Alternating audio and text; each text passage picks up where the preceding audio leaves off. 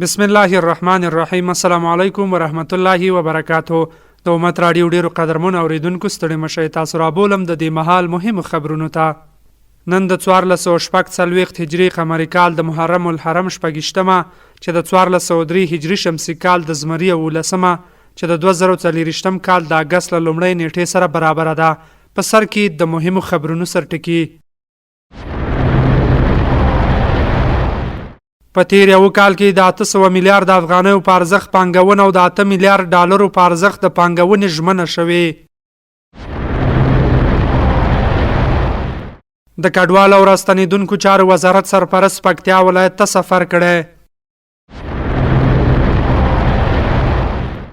د چارو ادارې د فرهنګي او ټولنیزو چارو رئیس د کابل ښار 5 ناحیو استازو سره ولیدل. غزنی کې تر ځمکې لاندې سوداګریز مارکیټ جوړیږي. د هېواد بهر د سیمې او نړۍ خبرونو کې اورئ چې پاکستان کې د ملګرو ملتونو د مامورینو پر موټر ډزې شوي. حزب الله د اسرائیل په برید کې د خپل پوځي مشر فواد شکور وژل کېدل تایید کړل. جرمني کې د سوری کډوالو شمیر نږدې 1 میلیون ته رسیدلی.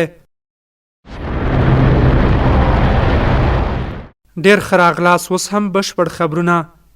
د دولتي ادارو د یو کلنو لاسته راوړنو د تشریح په پروګرام کې په لومړۍ ورځ د صنعت او سوداګرۍ وزارت مسؤلینو دغه وزارت د تیر یو کال مهم فعالیتونه، لاسته راوړنې او راتلونکي پلانونه له رسنیو سره شریک کړل.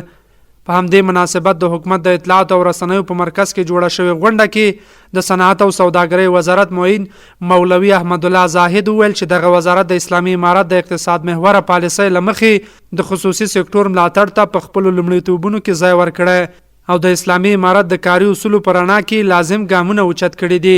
هغه زیاته کړه چې د صنعت او سوداګرۍ وزارت خپلو ستراتیژیکو موخو ته د رسیدو لپاره د افغاني محصولاتو او تولیداتو لپاره د هیواد په دننه او بهر کې نندارتونونه جوړ کړي چې دغه محصولات ترویج او بهرنیو بازارونو ته لار پیدا کړي. ورته مهال د صنعت او سوداګرۍ وزارت ویان اخوندزاده عبدالسلام جواد دغه وزارت مهمې لاسته راوړنې شریکې کړي او ویل چې د افغانستان د سوداګرۍ کچه شاوخوا 10 میلیارډ ډالرو ته رسیدلې چې له دې جملې 1.8 میلیارډ صادرات او څه باندې 8 میلیارډ واردات دي.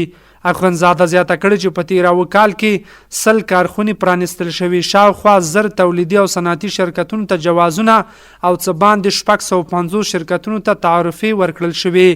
د پانګونې څه باندې 3000 جوازونه تجدید، تمدید او اصلاح شوي. د ځان بساینې کچه له 48 کلمه څخه 133 ته لوړه شوې او د سوداګرۍ برخه کې د اسانتیا او بیو کنټرول او کنټرول کمیټو پر رامنځته کېدو سره د لومړنیو خوراکي توکو په بیو کې 28% کمښت راغلی دی.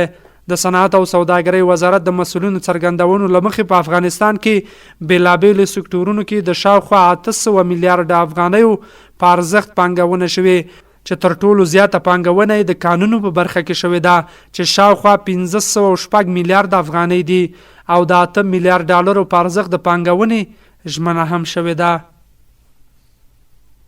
د کډوالو او راستنیدونکو چارو وزارت سرپرست الحاج خلیل الرحمن حقانی پکتیا ته د سفر په ترڅ کې د هغه ولایت د کډوالو او راستنیدونکو چارو له ریاست څخه لیدنه وکړه. دغه وزارت د یوې خبرپاڼې په خپرولو سره ویلي چې نوموړي په دې کتنه کې د یاد ریاست د فعالیتونو ستاینه کړې ده او د مسؤلینو ستونزې او وړاندیزونه هم اوریدلي دي. د خبرپاڼې د معلوماتو له مخې حقانی په دې کتنه کې د یاد ریاست مسؤلینو ته په وینا کې په چارو کې په اخلاص، اطاعت، همغږۍ، روڼتیا، د کاري بهیر په چټکتیا، د شریعت په پابندۍ او نور اړینو اصلاحاتو پر رامنځته کولو ټینګار کړی دی. د کډوالو او راستنیدونکو چارو وزارت سرپرست د یاد سفر په ترڅ کې همدارنګه له 250 کورنیو جبري راستنو شوو کورنیو د یونیسیار له لوري د نقد مرستې د لړۍ څارنه هم وکړه. د چارو ادارې لوی ریاست د فرهنګي او ټولنیزو چارو رئیس مولوي محمد رباني ناصح د کابل ښار 5 ناحیو له استازو سره د هغوی د ستونزو حل په موخه ولیدل. دغه غونډه چې د چارو ادارې لوی ریاست د غونډو تالار کې جوړه شوې وه، د فرهنګي او ټولنیزو چارو مرستیال نور محمد حیدري د کابل ښار د یادو ناحیو استازو ته وویل تر اوسه مو د هیواد له بیلابیلو اقشارو سره د هغوی د ستونزو د حل په موخه ګڼ شمېر غونډې کړي او د ولس د ستونزو حل په اړه دا بهیر روان دی. د غونډې په جریان کې د یادو ناحیو استازو او مخورو د څښاک پاکو اوبو کمښت، تذکرو د هدیرو ځمکو د غصب، په کابل ښار کې د 1 کیلي موټرو د ډیروالي ستونزه او د لاسي پلورونکو په اړه ستونزې شریکې کړې. همداراز د متقاعدینو معاشاتو د ورکړې ترڅنګ په ودونو کې د زیات ولور او د زیاتو لګښتونو کمولو او ځوانانو ته د کار موندلو په اړه وړاندیزونه وکړل. د فرهنګي او ټولنیزو چارو رئیس ویل اسلامي امارت له پیله تر اوسه په ډیرو برخو کې خپل ولس ته اسانتیاوې برابرې کړې دي او د شته ستونزو د حل لپاره هم هڅې روانې دي ترڅو د ولس ټولې ستونزې حل او په خدماتو کې ورته اسانتیاوې رامنځته شي. تاسو امت راډیو اورئ. د پانګونې بین الوزارتي کمیټې په 9مه نوبتي غونډه کې د غزني په مرکز کې له کیلا فرخي څلورلارې څخه تر کلای سب څلورلارې پورې د سړک دواړو خواو ته ځمکې لاندې د سوداګریز مارکیټ د جوړولو طرحه تایید او د منظورۍ لپاره اقتصادي کمیسیون ته راجع شوې ده. دغه سوداګریز مارکیټ د خصوصي سکتور له لوري د 309 میلیون افغانیو په لګښت رغول کیږي چې 1511 هټۍ به ولري او د 2 کلونو په موده کې به جوړ شي. غونډه کې د کابل په سروبي ولسوالۍ کې له ډبرو سکرو د 4.5 میګاواټه برېښنا د تولید، په خوست کې د 10 میګاواټه لمریزې برېښنا د تولید او کابل او بلخ ولایتونو کې د سوداګریزو مارکیټونو د جوړولو طرحې باندې هم بحث شوی دی. د اطلاعات او کلتور وزارت خبر ورکړی چې په هیواد کې څه باندې 660 لرغونې سیمې کشف او ثبت شوې دي.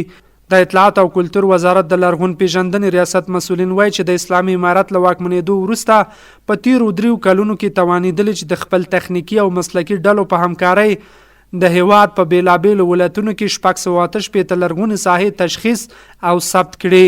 د مسؤلینو په خبره په کابل او ولایتونو کې څه باندې 15600 تاریخي او لرغونې آثار د دغه وزارت د لرغون پیژندنې له ریاست سره ثبت دي. او له هیواده بهر په بهرنیو خبرونو کې به واورئ